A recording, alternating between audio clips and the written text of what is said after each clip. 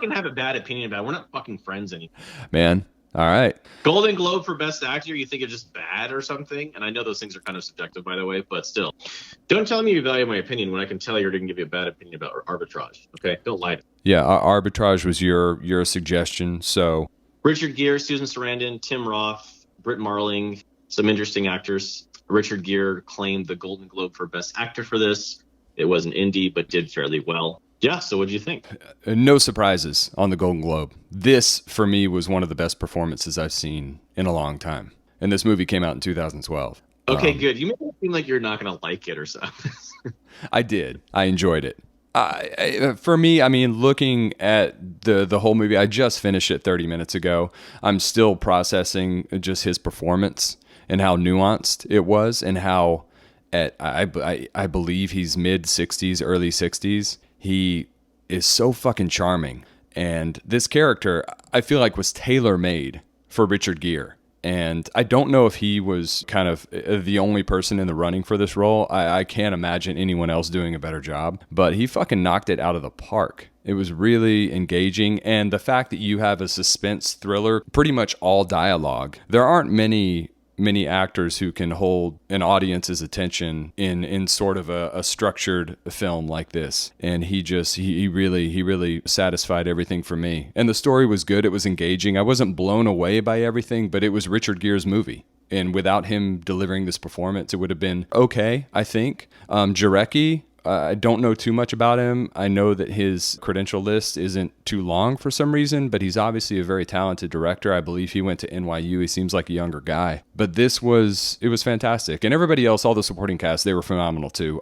The one that really surprised me, I do love Tim Roth. He's a little bit of an overactor at times. I know he gets that label, and I do feel like there were moments in this movie that he kind of pushed a little too hard, and it took away some of the authenticity, and that's just in my opinion, of course. But was the actor Nate Parker, who I wasn't familiar with. He played Jimmy Grant, the young black man in the movie, who's a vital character to the story. I won't give too many spoilers there, but he was great, especially that scene where he's in his own apartment and Richard Gere's character, Robert Miller, comes in and basically tells him what needs to happen. And Jimmy Grant says, oh, my girl and I were going to Virginia. We're going to buy an Applebee's. He's like, what's an Applebee's?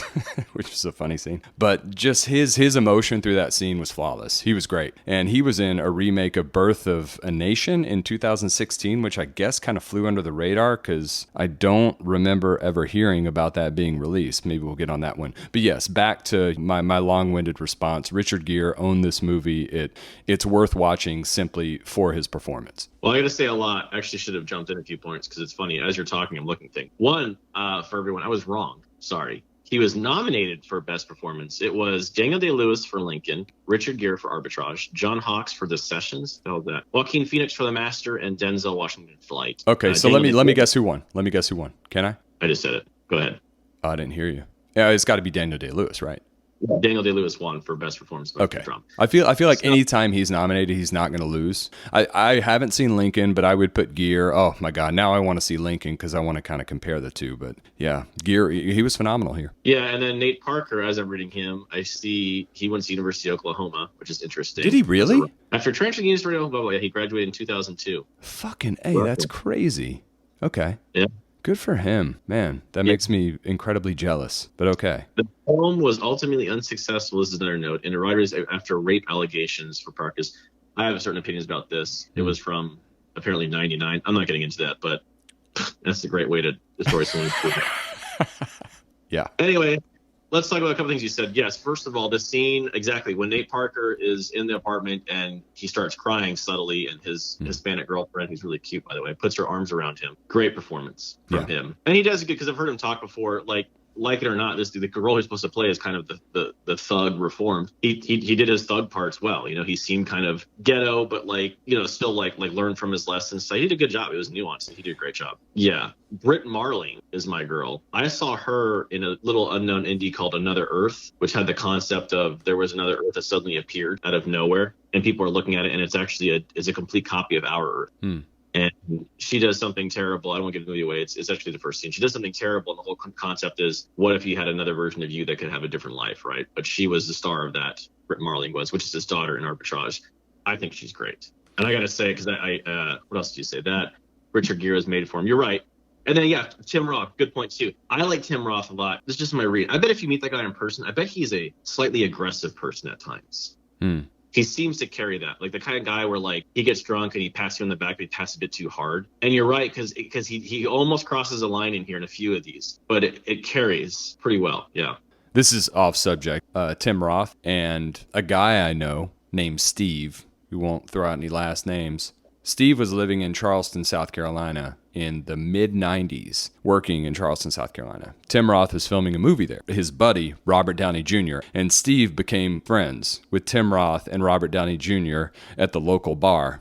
He said Tim Roth was just the best guy in the world. And I didn't know this until just recently. Tim Roth is incredible at accents. I was like, wait a second, like he's not American, is he? And he's not. He was born in England. Man, what an incredible skill to be able to put on those accents like that. I'm sure it helps though that his dad was born in Brooklyn. I assume his dad was around during his childhood, so maybe that helped him with the New York accent a lot. But it's in my opinion, it's flawless there to hear him talk in a New York accent. Pretty great. Yeah, I like it when he's like, he's sending her the message at the end. He's like, "Are you listening? Are you taking us down?" He's like, "Exactly how fucking stupid do you think I?"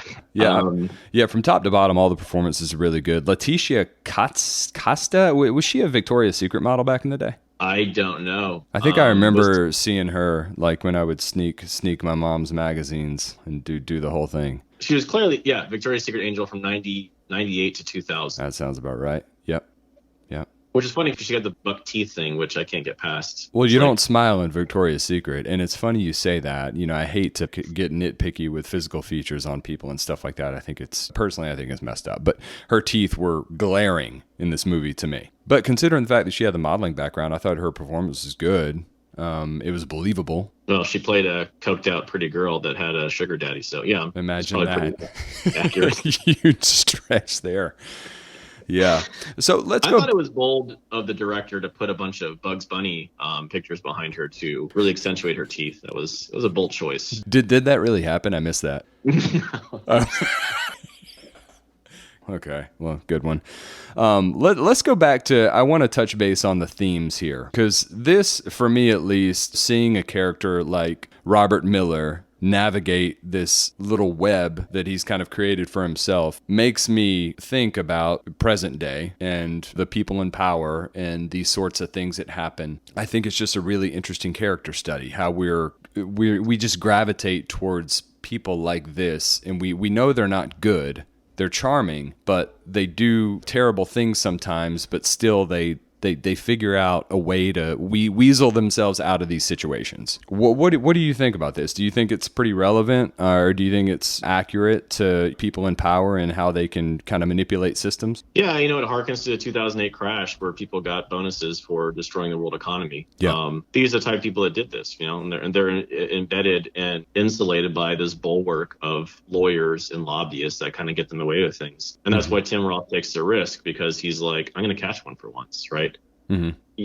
It's interesting because you're right. These people are, I don't want to say charming. They're just so entrenched in this process. They know how to handle it. For them, they treat these as business problems, right? Okay, the woman's dead next to me. How do I solve this problem, right? What's next? There's very little emotion from him about the death or remorse, except for when he hugs her mother and says it's just not fair. And even then you wonder, is he saying it's not fair because of what happened to her or because of what happened to him, right? So I mentioned because people are devoid of emotions, which is proven in the final exchange between him and Susan Sarandon, where she said, "What is the best line in the entire movie?" You're asking me what the best line in the whole movie is? Yeah. I'm not sure. I'd have to go back. You've seen it a few times. Enlighten me. You broke our little girl's heart. Yeah. That's what it's about. That's what the movie's about.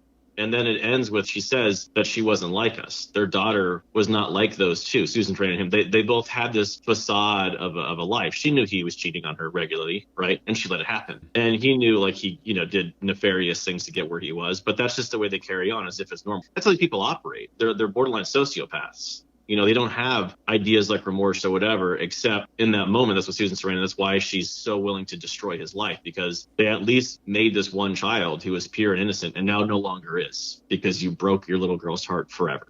you've destroyed it. Yeah.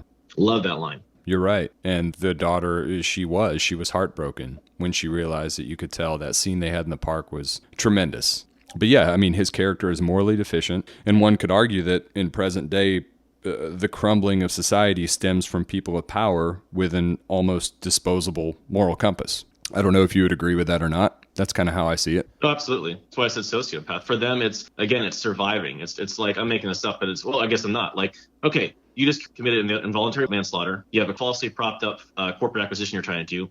How do you solve the problem? Go. Mm-hmm. And for them, they're like in solve mode and survive mode. Mm-hmm. They're not in any kind of empathy mode. Like, oh my God, how this is so terrible. They don't care. Well, for them, it's solve the problem. Yes, the empathy's there for a second. He notices she's dead. He looks at his phone, sees 911, and then he goes into, nope, I'm going to run. And he figures it out. Well, he goes for anger. It's funny, too, because he goes like, yeah. God. And he doesn't go for crying. He goes for anger because you can tell it's screwing up his life. He's like, shit. Exactly. Like, what now?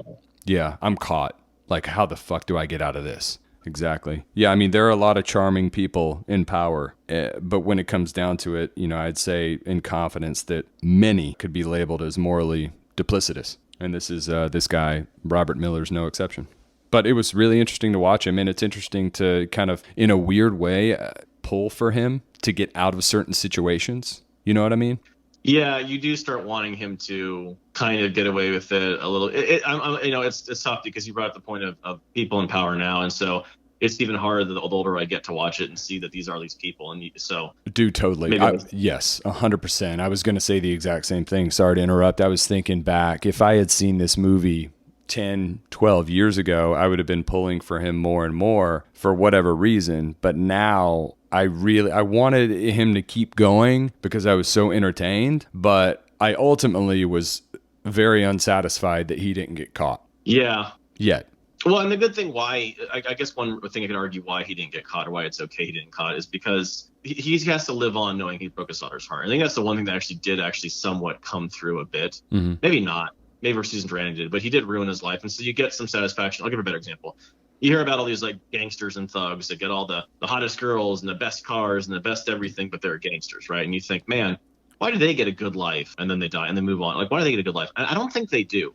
I think they do silently suffer, whether they would ever admit it or not. And so for this guy, it's like, did he really win? I would argue moving forward, I start playing this out. What did he do? Is he going to see his daughter again? Is he going to spend his whole life trying to get back in her good graces? Probably. Mm-hmm. Will he ever? Probably not. So he will silently suffer forever. The problem is it'll manifest in exacting that upon other people with more ruthlessness, which he probably will do. But will his sociopathic and narcissistic tendencies and personality characteristics, are they so embedded in who he is that he can brush it off and bury it? Because that's a thing too. Yeah, and that's what I was getting at is will he? I don't know, but if he does, the dangerous part, and I think this is of current time, is it's going to be pushed on other people somehow. Unfortunately. So it's like a disease, I'm saying. It'll just keep spreading. For sure. And when it comes down to it, playing the game is what he does best, and it's what has led him, you can only assume, to all of his monetary success. So he's not going to go the moral route and admit to anything. He's going to figure it out. And I do think that with people like that, there's some kind of pleasure they take in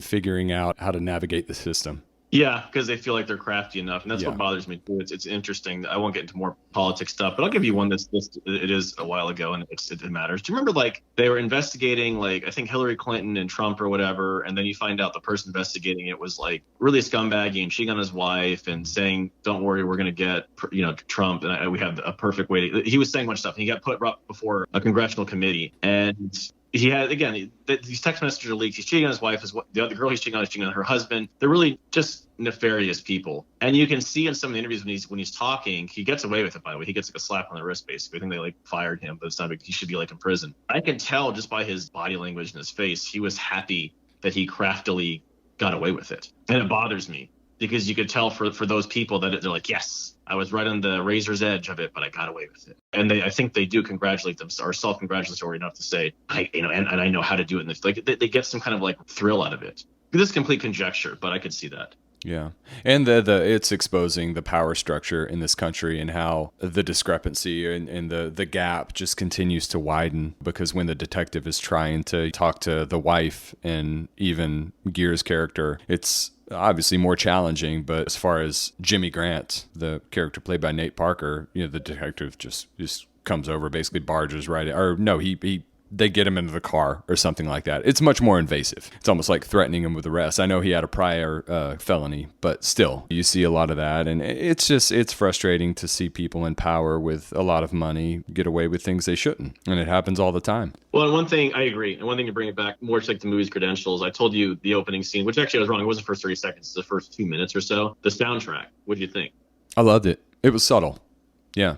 Yep. I think the soundtrack in a movie like this, kind of like Rounders, we talked about that. It's something I would pick up much more on third, fourth, fifth viewing, and I would probably fall in love with it. But I was really into the story, and it was, I'm sure it was perfect, because it wasn't blatantly obvious or taking over the film at all, but it complemented it very well. Yeah, I like the scene I'm talking about is when if you're looking it up on YouTube, it's called All Business is the track. Okay. So Arbitrage, All Business, but it's when it's flying through, and they talk about the interview scene really quickly, and then he's flying, and they play that first song. I think it might be the score, but I always thought like the soundtrack very much feels like you're in a dream. Oh, okay. A subtle dream. I liked it a lot. Interesting. I'll check that out. Yeah, I dig the soundtracks, especially when they're done by an orchestra. I didn't expect to like it as much as I did. My gut was lower, but I don't know if I should go higher. 8.3. That's a good score. I'm going to go 7.5 for me. Now, just to recap, Stillwater was a 6.8, and I consider that a pretty good score.